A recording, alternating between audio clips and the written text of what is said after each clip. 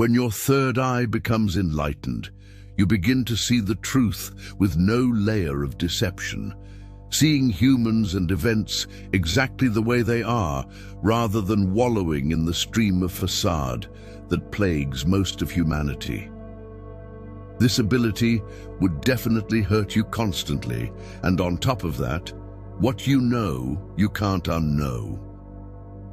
A portion of the information that you effortlessly know as a result of your spiritual awakening eventually becomes a burden. This sets the pace for the dark side of being spiritually awake or chosen. Most times, humans believe they are going crazy at early stages of their spiritual awakening.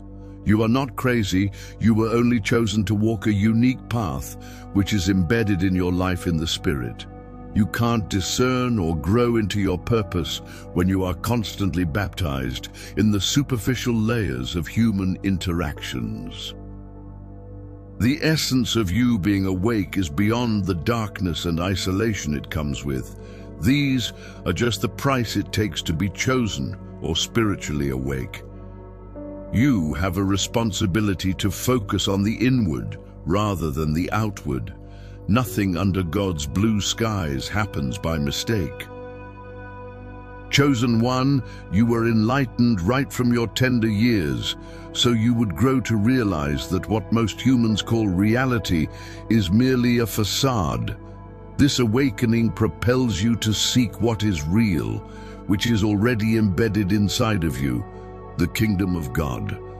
What is real in this world is your spirit, who can only be awakened through pain and silent healing. This is why you had to go through a slice of hell early in life.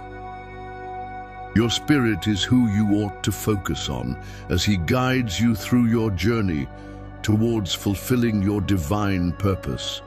Your spirit communicates to you via your thoughts, intuition, vivid dreams and visions.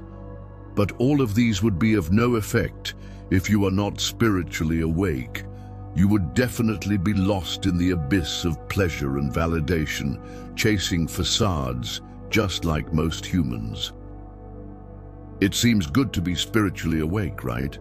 But behind all these, here are also the dark sides of being spiritually awake or chosen by divinity. First of all, chosen ones. Even though they have such a peaceful and calm aura, they have also died to layers of the old version of themselves.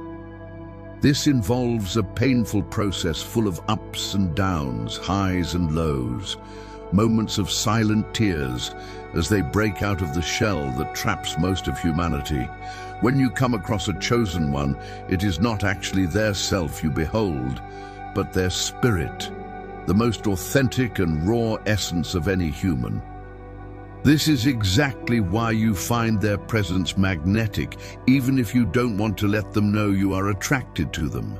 Their mere presence quickens your spirit and sends a ripple that you can feel, one that exposes layers of your trauma and inner turmoil that you have to also heal from and die to before you become spiritually awake.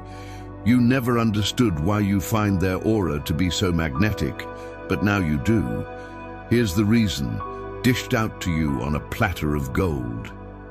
When in their company, you are not in contact with their self, which is merely a byproduct of traumas and social conditioning. They've died to that person.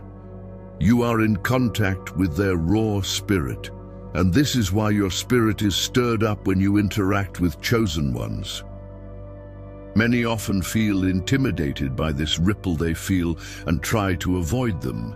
These are the ones who refuse to grow up or look inward and heal. But those that are ready for growth would rather embrace the presence of these awakened souls and outgrow their false identity too, even though it requires going through pain and crying in their closet as well. That is the growth most humans run from. Chosen ones have already walked the path of ego death at such an early age, and the process does not stop. As they die to the false identity the society conspires to force down their throats every day. Indeed, it does not stop, but it gets easier with time. When you know who you are, you don't comply to whatever any breathing being says about who they perceive you to be, from the lens of their own individualistic perception of reality. Jesus, in John 12, verse 24, said, "Except a corn of wheat falls into the ground and dies, it abides alone. But if it dies, then it brings forth much fruit." These words from Jesus explains the process of spiritual awakening in its full reality. The shell that covers the true nature of the seed within has to go through a painful process beneath the ground and die before the real seed contacts the soil and begins to profit off different seasons as it grows, blossom, and bring forth much fruit. Now imagine the fate of that seed if the shell covering it refuses to die first. This is exactly the state of most humans, the unenlightened souls. The seed won't just be unable to benefit from seasons of rainfall and sunshine as it should, but on top of that, the seed in the shell would also never fulfill its purpose, which is to bear fruits. And eventually, such seed would also be unaware of what it feels like to grow, since it is limited to the walls of its shell and has refused to die first. This is exactly the state of most humans under God's blue skies. Money, fame, power, sex, and material things won't do any justice to the death one has to go through first, before discerning and fulfilling purpose. Being spiritually awake definitely has its early downsides, but the profit that comes from going through spiritual awakening is not just beyond the temporary discomfort, it is eternal. Chosen ones are proof that most humans never get to live while on earth.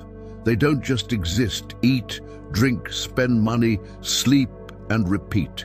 Chosen ones are rather alive, awake, experiencing the presence of God, which is in the spirit, while they are on earth. Nirvana. A wise man once said, "No tree can ever grow to heaven without reaching the roots of hell." It's in the depths of the ground chosen ones go through the painful process that breaks the shell, covering the true nature of their spirit, the presence and pure nature of God inside every human being, waiting and longing to be revealed. Another dark side of chosen ones is that as a result of the harsh treatments they've experienced from humans and the tribulations that broke them till they became who they are, they can't unsee the masks behind faces of most humans who hide malicious intentions behind grins. They've grown to realize the possibilities of what those who have refused to heal from their wounds can do to a fellow human being as a result of the stream of negative and manipulative thoughts that often cloud their minds. This as well makes them empathic towards most of humanity, as they can easily spot symptoms of a wolf or hyena who is hungry for a prey that would make them temporarily relieved and distracted from their own unhealed wounds. But funny enough, chosen ones often pity such humans, the ones that are unconsciously losing their soul with little hope of redemption. These ones are more like blind men with two eyeballs, who are usually controlled by ego. Chosen ones often spot them from a mile away, even before they get to manifest their malicious intentions. This is an advantage of enlightenment. They can easily tell a predator, since they've dealt with them from experience. Even though they are usually quiet about most of their observations, they are mobile containers of wisdom. In this light, their suffering and pain becomes a catalyst for their heightened awareness and discernment. This leads to the next dark side of chosen ones. They are more like a bank where secrets are stored, most of which they might just never tell a soul till they leave this world. These secrets are not just from observations, but also from prophetic dreams and revelations. God trusts them enough to keep such information to themselves. These revelations, in turn, shape their life's decisions and choices, and can only be properly understood by few ears without bias. Such secrets are not meant for every ears. The fourth dark side of chosen ones is that they do know they are different, but most times they don't know why. It is more like a deep knowing, when you know things and you just can't explain how you know. Highly spiritual individuals understand this. Most times, they discern their differences from their frequency and inner conviction. They mostly don't feel triggered by the same things that do trigger most of their peers. They have so much peace within. And when it comes to channeling energy into any pursuit, they often realize that they have so much energy in them to dispense when compared to most of their peers. Their high frequency is as well a testament in the eyes of others. Other humans can easily tell that there is definitely something quite beyond natural about the individual who probably has a small stature, but has a lot of energy in there. That energy is proof that it's the spirit in them at work. In case you are unaware, nothing is stagnant. Everything vibrates, and spirits vibrate on a higher frequency when compared to things in this world of matter. Chosen ones are spiritually awake and have died to their false self from their tender years. It is their spiritual energy at work whenever they are engaging in any energy-consuming activity. Most times, even they themselves usually fear their own powers, to the point where they themselves do doubt their own reality at times. They wonder if they are really different in any way, or it's just in their mind.